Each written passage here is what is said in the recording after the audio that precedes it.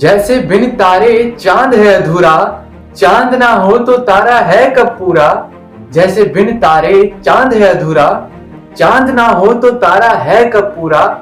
वैसे ही अगर एक मनुष्य में ज्ञान ना हो तो मनुष्य है कब पूरा, मनुष्य है कब पूरा। नमस्कार, मैं सुजल सुरमाल स्वागत करता हूं आपका इस YouTube चैनल में। तो दोस्तों, आज की ये जो वीडियो है ये बहुत ही ज्यादा स्पेशल है, मेरी लाइफ के बहुत ज्यादा करीब है। आज मैंने 12 कंप्लीट कर लिए हैं, एग्जाम्स खत्म हो चुके हैं और जब आज मैं पीछे मुड़ के देखता हूं तो बहुत ज्यादा खुशी होती है। ऐसा पल, ऐसा टाइम जो कभी भी लौट कर नहीं आएगा। और मैं तो ये सोच रहा था कि मैंने जो कुछ भी आज तक पढ़ा वो मेरे जिंदगी में किसी काम का नहीं आएगा। मैं तो सोचता था मैंने टाइम वेस्ट ही किया अपना स्कूल जाके, पर इस बात को सोचने से अब पछतावा होता है, क्योंकि वो जो ज्ञान था उन बुक्स में, खासकर कि संस्कृत और हिंदी की बुक्स में, क्लास 6, 7, 8 ये 3 सबसे ज्यादा स्पेशल क्लासेस। इतना हाई लेवल का ज्ञान सोच भी नहीं सकता था। तब मैंने ध्यान नहीं दिया था। जब मैं तब संस्कृत पढ़ा करता था ऐसा लगता था कि इससे बड़ा बोझा और जिंदगी में और क्या ही हो सकता। पर आज जब इन श्लोकों को मैं देख रहा हूं, मेरा जीवन धन्य हो गया। मेरा जीवन धन्य हो गया। धन्य है गुरुजी जिन्होंने इतना ज्यादा ज्ञान मुझे प्राप्त किया। धन्य है वो गुरु, धन्य है वो गुरु माता जिनके द्वारा मुझे ये ज्ञान प्राप्त हुआ। शत शत प्रणाम, शत शत प्रणाम। तो आइए आज उसी ज्ञान पर प्रकाश डालते हैं और रिवीजन करते हैं उन सभी श्लोकों का, उनके मतलब के साथ। तो आइए शुरुआत करते हैं क्लास 6 की संस्कृत की बुक के चैप्टर नंबर 8 से। सूक्ति स्तवकः।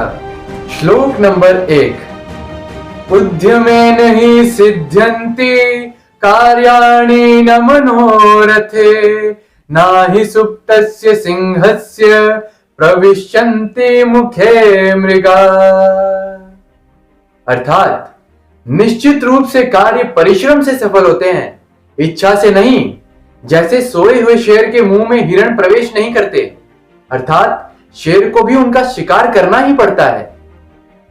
अब अगर आप एक ही जगह पे बैठे रहें, आपको भूख लग रही हो, आप सोचो कि खाना मुझ तक चल के आएगा, तो ऐसा तो संभव नहीं है। आपको उठना पड़ेगा, किचन में जाना पड़ेगा, खाने को उठाना पड़ेगा और फिर जाकर के आपको खाना प्राप्त होगा। केवल सोचने से कुछ नहीं होता, परिश्रम भी करना होगा। श्लोक नंबर 2। पुस्तके पठित पाठः जीवनेनैव साधितः, किं भवेतेन पाठेन जीवने यो न सार्थकः। अर्थात पुस्तकों से पढ़ा हुआ ज्ञान यदि जीवन में उपयोग में नहीं लाया गया तो जो पाठ जीवन में उपयोगी नहीं है उस पाठ से क्या होगा। अर्थात पुस्तकों से पढ़ा हुआ ज्ञान जीवन में उपयोग करने से ही उसका फायदा है, बिना उपयोग करने से उसका कोई लाभ नहीं होता।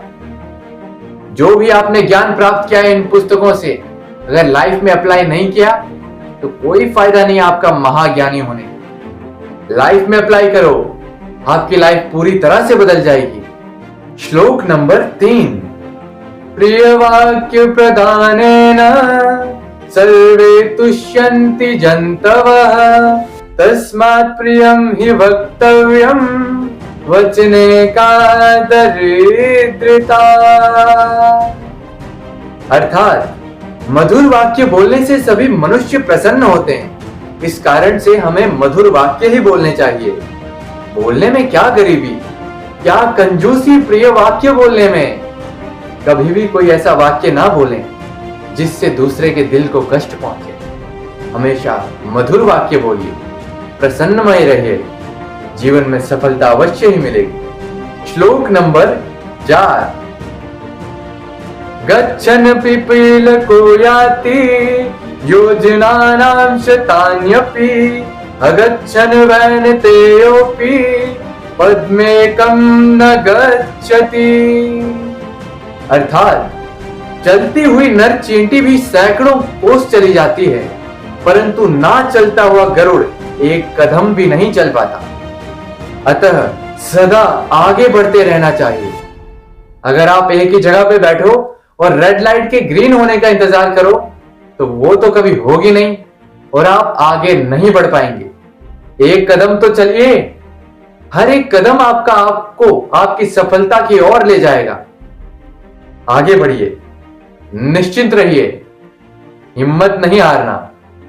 श्लोक नंबर 5। काकः कृष्णः पिकः कृष्णः को भेदः पिक काकयो वसंत समय प्राप्ते काकः काकः पिकः पिकः। अर्थात कौवा भी काला होता है और कोयल भी काली होती है, तो फिर कोयल और कौवे में क्या भेद होता है? वसंत ऋतु का समय आने पर कौवा तो कौवा होता है और कोयल कोयल ही होती है। अर्थात वसंत ऋतु में कोयल के चहकाने की आवाज मधुर होती है, जिससे उनके बीच के भेद का पता लग जाता है। अगर आप भी किसी मनुष्य को पता लगाना चाहते हैं कि उसका चरित्र कैसा है, वो मनुष्य कैसा है, तो थोड़ा सब्र कीजिए, समय आने पर आपको उसका असली रंग रूप अवश्य ही दिखेगा। बस कभी कठोर नहीं होना, अपने हृदय को विनम्रता से भरे रखना, हमेशा अपने माता पिता का आदर करना, जीवन में सफलता अवश्य ही मिलेगी। तो मित्रों, आज की वीडियो में बस इतना ही। इस सीरीज को हम आगे भी कंटिन्यू करते रहेंगे। तो मिलते हैं अगली वीडियो में, तब तक के लिए जय हिंद, जय भारत।